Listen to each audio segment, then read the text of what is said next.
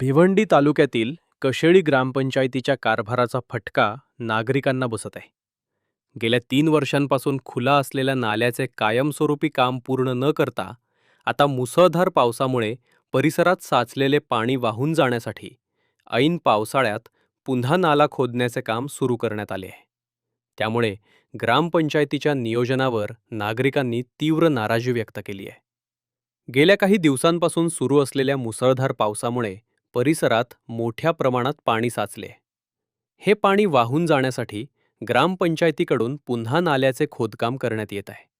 मात्र स्थानिक नागरिकांच्या मते पावसाळा सुरू होण्यापूर्वीच नाल्याचे काम पूर्ण करून कायमस्वरूपी उपाययोजना केली असती तर आज ही वेळ आली नसती.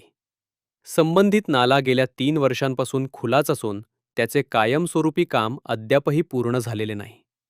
त्यामुळे प्रत्येक पावसाळ्यात याच ठिकाणी पाणी साचते आणि नागरिकांना त्रास सहन करावा लागतो. आता पुढील भागात आणि तेथील परिसरात पाणी साचल्यानंतर त्याचा निचरा करण्यासाठी पुन्हा खोदकाम सुरू केल्याने नागरिकांनी प्रशासनाच्या कार्यपद्धतीवर प्रश्नचिन्ह उपस्थित केले आहे. या खोदकामामुळे परिसरातील वाहतुकीवरही परिणाम झालाय. सुरू असलेल्या कामामुळे वाहनचालक, रिक्षाचालक आणि पादचाऱ्यांना मोठी कसरत करावी लागत आहे.